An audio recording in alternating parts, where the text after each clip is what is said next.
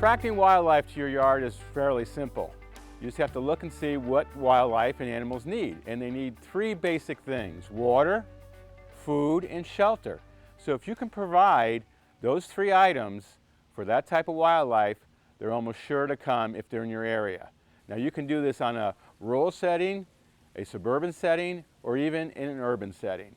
Just bringing things come alive. We're in a yard that's less than a quarter acre, and it's just teeming with all types of wildlife, from insects to amphibians and reptiles to birds, and every once in a while some small mammals even come in to enjoy the yard. Like we said, some of the things you need are food. If you can have the food there naturally, the native food is the best thing yet. So pick plant materials, trees and shrubs that have berries and fruits that are appetizing to birds and other animals in the area. You can supplement that by buying bird seed and buying fruits and put them out for squirrels or other animals.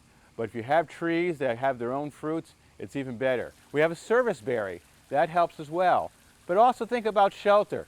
Some of our native trees, like the cottonwood that has cotton. Yes, you're going to have to clean your air conditioner more often when you have a cottonwood that exhibits the seed or cotton. But that cotton is used by many birds and mammals to build nests and have their young. So think about the birds and the mammals when you're thinking about the plant material. Water is essential for all water life and all wildlife.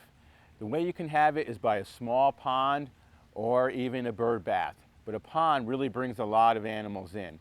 You can have them take the water. Here we have a pond with waterfall. And you're probably asking, what about mosquitoes?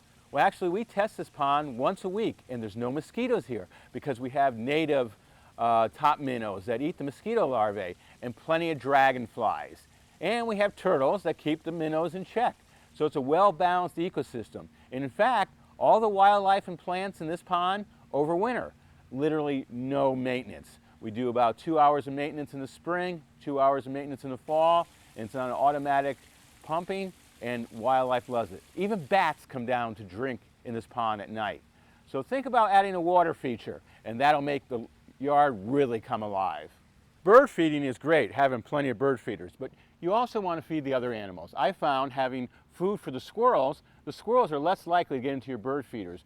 They have their own preferable food, always available near the bird feeders. They always come in. And when you're thinking about the bird feeders, have them out year round. Get those birds coming there so when winter comes, they don't have to try to find it at that last place.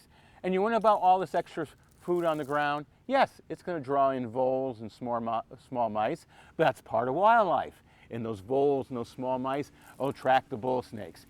Holistic. More wildlife, the better. If you can remember the essentials: water, food, and shelter, and go from there. And always be open-minded and be open to wildlife. Yes, sometimes wildlife causes some damage to things you don't want them to, but if you give them everything they need the way they want it, they're less likely to cause damage in some other ways.